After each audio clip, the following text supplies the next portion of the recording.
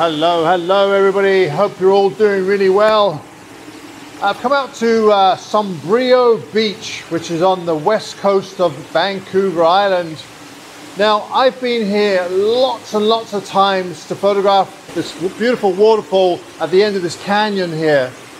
And actually I did a video about over a year or so ago now, but I thought I'd do a new one, see if I can get some fresh images. The only problem with this location is that it's really hard to come away with something unique. I mean, it's a fantastic scene. We have this beautiful cascade coming off this this cliff here, and I actually quite like the log in here as well. But it's hard to get a unique kind of perspective on this thing. We're going to try again, see if I can get some, you know, new kind of images of this area. One of the other really unfortunate parts about this canyon is that the walls are just absolutely covered in graffiti. Why people do that, I have no clue. You know, if it had some artistic merit to it, then I could kind of see it. But when people just write their names or their initials on the rock, I just don't get that whatsoever. It's really selfish of people to do that. Anyway, it is what it is. I'm going to have to do some Photoshop work to kind of get rid of it. So I think what I'm going to do with this shot is I'm going to back up to where the video camera is right now and see if I can get some shots from there. There's a really great kind of a knoll sticking out, a kind of a rocky outcrop right here, and see if I can get the waterfall and the log in the background. I'd also like to see if I can get some shots looking this way, because the light right now, it's quite sunny out, but because we're in the shade, we've got reflected light bouncing around inside the canyon here, and it's kind of this green glow to it. It's really quite pretty. So I'm going to see if I can capture that as well. All right, now this composition I've taken quite a few times in the past, but what makes it quite a bit different than other times is that we have this beautiful light in here right now, just reflecting all around. Because it's quite sunny on the coast, the reflected light is kind of seeping in, and as you can probably see, we have some beautiful textures on the side here, warm textures on the left, and then there's some beautiful light coming in from the top, reflected light, and also the greens on the right hand side. So it really works quite well. I do wish that the waterfall was a little bit further to the left and more central, because it's kind of hidden around the corner there. But I'll try a composition further to the left after this one and see if that works. But yeah, it's really quite lovely.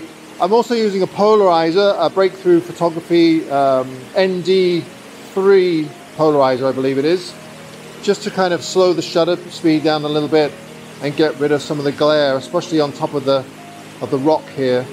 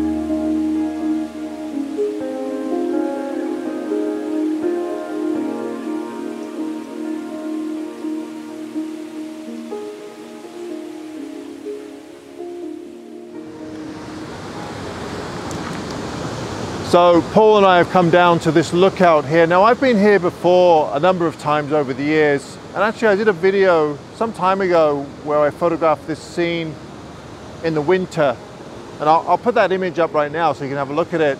It's a beautiful lookout. The only problem with it is that there's a great view of the waterfall down here, but there's 2 or 3 logs that go right across the canyon and kind of, I don't know, interfere with the view of the waterfall, even though it's a great view. But what I have noticed is I really love these trees up here, and the light behind them is quite kind of soft, and it has all this mist in it, so it gives a really nice dimension to the scene. Because these trees are closer, they look much sharper and more defined, and then the further back you go, you know, it starts to get misty and less defined, so it creates that beautiful depth. I have noticed though, since we've been here, the light is starting to get dark quite early now, and the light is slowly kind of dissipating from that scene. So I'm going to take these images really quickly. The only other problem is that there's a frost fence that follows the cliff line, so I'm going to have to try and hide the frost fence that's in the background a little bit. But yeah, it's quite beautiful. So I'm just not photographing the waterfall at all this time, just concentrating on these 2, I think they're Douglas fir, right on the edge of the cliff there, and the nice moss has beautiful light on it.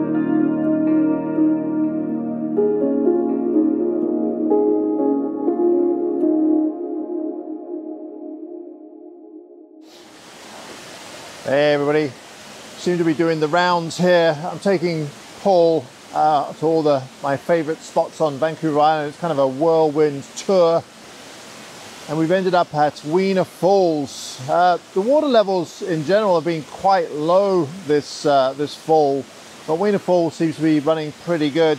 It's a beautiful little falls, but I must admit I'm having a little bit of trouble photographing it today.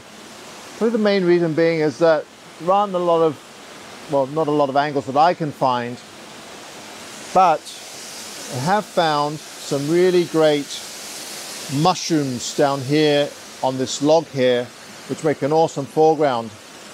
The only problem is that I'm also here with Gavin, and he found it first, so he just did a video with the mushrooms with the falls in the background. He's having the same problem that I'm having, is finding something a little bit different, a different composition than what we've usually done. But I'm going to go ahead and take the photograph anyway. My approach for this image is a little bit different than past images. I'm concentrating more on the mushrooms in the foreground. I'd like those nice and sharp, but the waterfall in the background is kind of a secondary object or subject. So it's quite blurry, but you can see it. So it kind of has, I don't know, it puts the mushrooms in an environment. It shows you kind of where they are. That's my intention anyway. Whether it works or not, I'm not sure. The only problem with where they are right now is that there's a tree back here that's kind of central to the composition, so it kind of gets in the way just a little bit. But we'll give it a go. They're beautiful, beautiful little grouping of them. What I'm going to do is try and get down as low as I can, because I want to kind of look up at them rather than down on them, because I like the structure underneath. And I might even get, see, if I was smart enough, I would have brought a reflector with me to reflect some light back into them, but I didn't bring one. But I think I do have a notebook with some white paper. So what I'll do is I'll use that to reflect light back into the mushrooms. So I'll take some images and then I'll show you what I have. I might try and take some with the mushrooms sharp and the background, but to do that I would have to focus stack, because the foreground is so close to the lens that there's just no way that I could get everything in sharp focus all in one shot, so I'd have to focus stack. It's a beautiful little waterfall. It's one of my favorite on Vancouver Island here, but like I said, it's just hard to get new compositions. Ah, the joys of video and technical problems. So I have the video, but no audio. So I'll have to do a little bit of voiceover here and tell you what I'm doing. Like I said in my little blurb there, I didn't bring a reflector with me. I don't usually carry one with me, but I did have this little notebook, and that was big enough for these mushrooms. All I wanted to do is just reflect some light back into the bottoms of the mushrooms, just to open up the shadows a bit.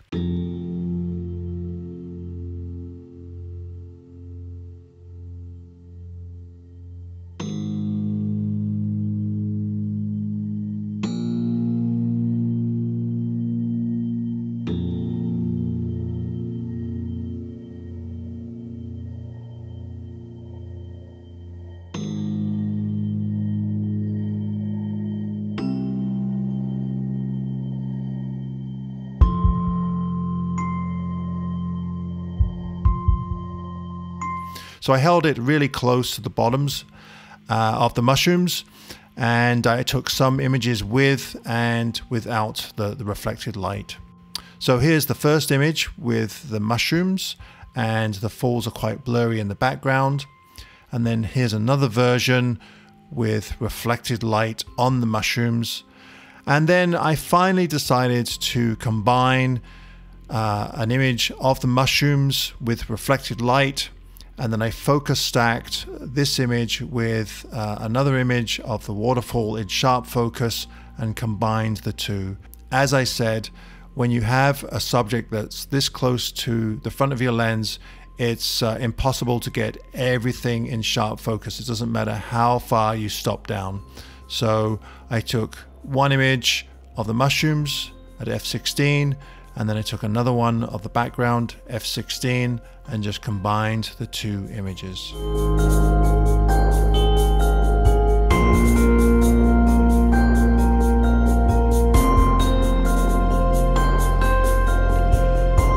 All right, folks, that's the end of this week's video.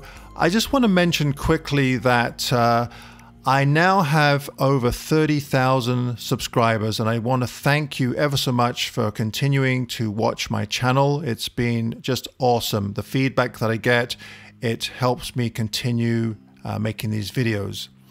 One thing that I will be doing in the coming weeks is I'll be adding a join button. And what this means is that you have the option now to subscribe to my channel for a small fee. And what you get in return for that, I haven't quite figured out, but what I think I'm going to do is add 3 or 4 more videos per month, and they'll just be processing videos. These will be processing videos of images that I'm showing you throughout these videos. Often I get people ask me to process a specific image, but I know that not everybody wants to watch processing images, so I thought this might be a good alternative. So if you are interested, let me know in the comments below. I haven't figured out a price yet. It'll either be between $5 or $10 a month. I haven't quite figured that one out yet. Anyway, stay tuned for that.